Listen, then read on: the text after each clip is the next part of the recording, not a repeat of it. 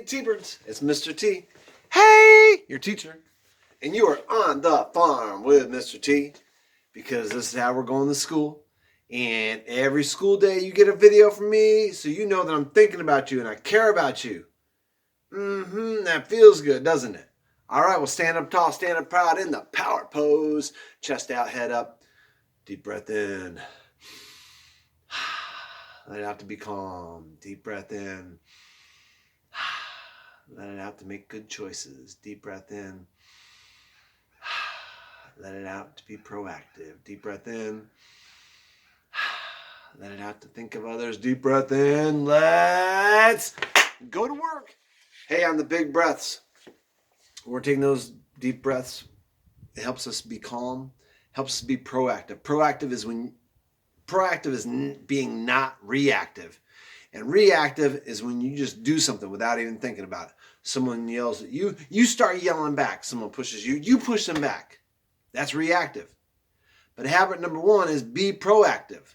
Proactive means you don't react, you respond. You think about what you want to do, then you decide that's what you're going to do. So if someone's yelling at you, you wait, and then you can talk back to them in a regular voice and tell them exactly what you think without yelling at. It doesn't help to yell at them, right? You're not getting along with your brothers and sisters. It's not who yells the loudest that wins. You got to be smart. So be proactive. Take those deep breaths. Be calm. Solve your problems in a calm way. All right? I know you can do it. We all need to work on it. All right, let's get to the shout outs. I got Connor who got sheet 19 and can you believe this? 29 seconds. I saw the score. Bam! Triple star smiley face. Nice job, Connor. He is also working hard at subtraction of 10, and he's been measuring things all over the place. And he did our music challenge with a garbage can, and he found the top of the garbage can makes one sound, the side makes another sound.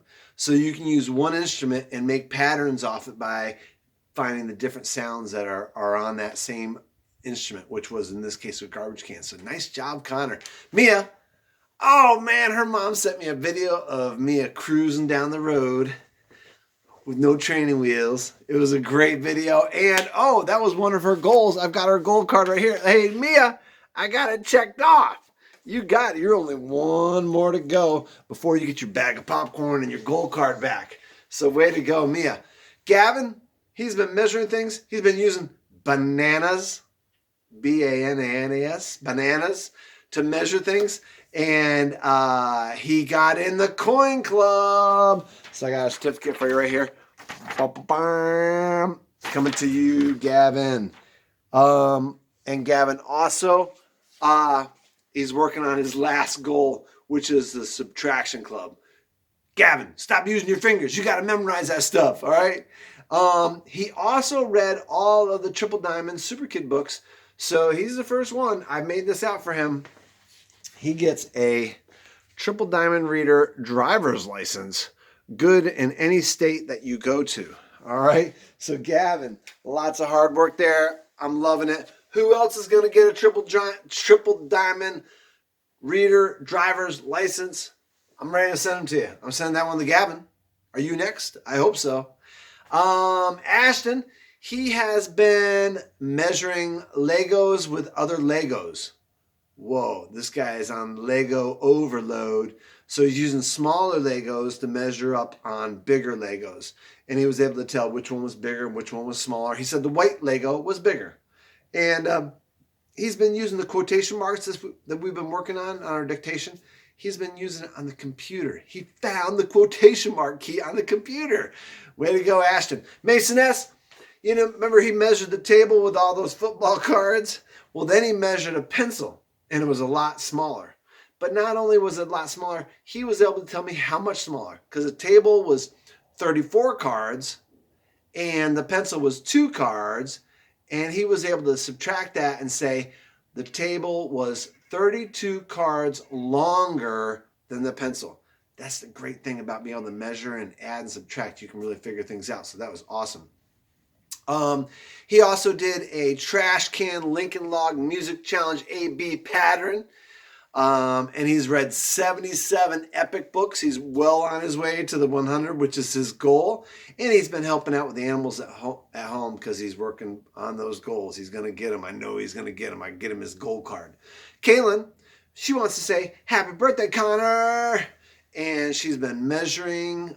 She's been doing the challenge. She measured the syrup can. It was 5 logs long. And the cup, it was 4 logs long. And so she said, hey, the syrup is 1 log longer. And she did the music challenge using a cup and a clap. And she made an AAB pattern with a cup and a clap.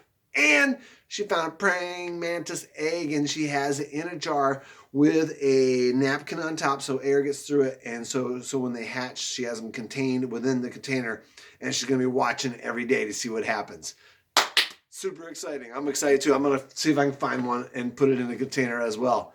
Gavin, his mom says he's been filling buckets like crazy around the house, helping out. We love that, T-Birds. And he got sheet 19 in less than 60 seconds. That's a triple star smiley face. Good job on you, Gavin. He's been crushing the dictation. He also did Miss Sabota's Spork book. That's a big T-Bird shout out, Gavin. And he's been doing the measure challenge. He's been using his shoes to measure things. I think he had like a little foam lightsaber on it. And he did an ABC pattern with percussion instruments using, I don't know, it was a box and a couple of other things. So, and it sounded great. His mom sent me a video of him going, bum, bum, bum, bum, bum, bum. It's definitely an ABC pattern. I recognized it right away. So good job, Gavin. Mason R., he compared 2 monster trucks, and he was measuring them, and it had 4 was the big one, and 2 was the small one. And he was like, hey, look, that is 2 more. That big one's 2 more than the small one. So he was able to figure that out. That was great. And he did an ABC music pattern with these giant pots in his kitchen. So I bet that sounded really cool. And he did sheet 19 in 37 seconds. Good job, brother. Bow! Triple tar smiley face. But Mason R is not going to be content with 37 seconds. He's going to work in under 30. He's been working on subtraction to 10. He's practicing for speed. Keep working on it, buddy. I know you can do it. All right, those are our shout outs. Oh, I forgot to say, Zoom meeting today. Okay, it's on Wednesday. Zoom meeting, 11 a.m. I want to see you and hear you there. Let's go over the clubs. So we got some new people in the club. Moving on up to the T-Bird Club. Gavin is in the Money T-Bird Club. Hey, so if I say your name, stand up tall, stand up proud, because you are in the Money Club too. Mason R, Kaylin, Mia, Mason S, Skylar, Ashton, Connor, and Gavin. All those people are in the club. Hey, if you're not in the club, that's no problem. Work on it. Show your family members that you know how to say the names of the different coins and how much they're worth. They email me, bam, you'll be getting a certificate just like Gavin did. And we all know that Gavin is the first one in the Triple Diamond Reader Club, so that's another club that you can get into as well. All right, let's go ahead and take a look at the calendar. It's calendar time. It's calendar time. Calendar time. So today is Wednesday, May 13th. So the number is 13. The ordinal number is 13th. Wednesday, May 13th. What is tomorrow? What's the next day, everybody? That's right. 14. Okay. So we have blending sheet 19 we're working on. We got some people who have already done it in less than 60 seconds, rocking it. So the rest of you need to keep working on that. I got some chunks here. We know we got the Z sound on sheet 19. So I've got the chunk. So What if I put the letter B there? What would I get? What would that word be? You should have said buzz. Buzz, buzz. What if I put an F there? What would I get? Did you say fuzz? Fuzz? Fuzz is something that's like a little bit, like it's on my chin, a little bit of fuzz. Fuzz. Here's the est chunk, est. What if I put a Z there? What would that word be? You might not really know that word. Zest. And zest is something you do with excitement. So you have a lot of zest if you're excited about something. It's also if you grate the outside of an orange, that's called the zest of the orange. Super strong smelling and strong flavor. Zest. Interesting word. Hey, what if I put a QU there? It's kind of a challenge. QU. That word is quest. And quest is something that you really try hard to get. So you're going on a quest to get something or to accomplish something. It's a quest. It's a challenge. Quests are almost always challenges. So let's do dictation. Get your paper, pencil, whatever you need. Dictation out. Here we go. Pause if you're not ready. I got 2 sentences for you. The first sentence is, it was a big bug. Okay. I'll say it again. It was a big bug. That's the first sentence. The second sentence is, it said, buzz. Okay. One more time. It said, buzz. Okay, take your time. Put it on pause if you need to so you can get that answer down. You get it right because we're going to check the answers now. All right, let's see how you did. Here is your first sentence. It was a big bug. And that starts with an uppercase I, right? First letter in the sentence starts with an uppercase. Ended with an end mark here. It was a big bug. Check the bed. You should have done the B's and D's, right? Next sentence. It starts with uppercase. Said, comma. Quotation marks because this is what it said. Buzz! Exclamation point, right? Because I said it pretty loud with a lot of feeling. And quotation marks closed. So those quotation marks we've been working on every day so far this week. We got a lot of good stuff going on with those. They're a great way to be able to show exactly what a character says in a story. Okay, let's talk about math. Now, we've been talking about using non-standard units of measurement. And some people might say, oh, that's just for little kids because everyone else can use a ruler or a tape measure. And those are great ways to measure things. But you can also use non-standard units of measure to measure things, and for grown-ups can use them too. And I'm about to show you how. Okay, the other day, Mrs. T and I were out in our farm and we found a baby fawn. And what happens is, in the wild, a mama deer will have a baby and they'll just leave the baby and then they'll go out and eat and not worry, no babysitter, nothing like that. They just leave it. And they essentially tell the fawn, or the fawn knows this, don't move. Curl up small and don't move. And so that's what they do. Every spring we find one, either in the woods or in the field. We find a fawn. It's curled up small. It's not moving. It's got spots on its back. It's hard to see. It's totally hidden. So we saw one the other day and we took a picture of it. So I'm going to try to show you there. Look how cute that thing is, right? Do you notice the brick next to it? Yeah. Well, if I said that fawn seems to be about, if that's a brick, I would say that fawn's about 2 bricks long. So I couldn't run up to it and measure it with a measuring tape. That fawn would have taken off. But I could take a picture of it, or I could look at it and see, hey, that's about, there's 1 brick. I think another brick would be as long as that is. And then if I really wanted to, if I wanted to know how long that is, I could just take 2 bricks and then I can measure them, right? I can take 2 bricks. Right here, I'll take 2 bricks. And I can see exactly how long that fawn was. So I think that fawn was about 2 bricks long. And I'm going to measure it. That's 15 inches. So I know exactly the size of that fawn by using non-standard units of measurement. See how I was able to do that? I couldn't run up there with a tape measure, but I can see the brick, I can compare it, and I can say it's about 2 bricks, and I can bring it back, I can measure it. So you can see using these non-standard units of measurement can be helpful even when you're a grown-up. But that fawn was so cute. And it stayed there for like, oh my gosh, 6 hours.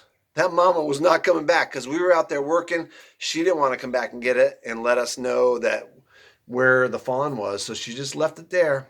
And then we went inside the house to have something to eat. We came back out and the fawn was gone. It had gone with its mother. And it was a cold morning. And that black tarp that it was on was super nice and warm. So it was a cozy place to spend the morning and afternoon and take a nice big nap. So, all right. Hey, we talked about measuring length. That's how long something is. It's short, it's long, length, using non-standard units of measurement. We've done that.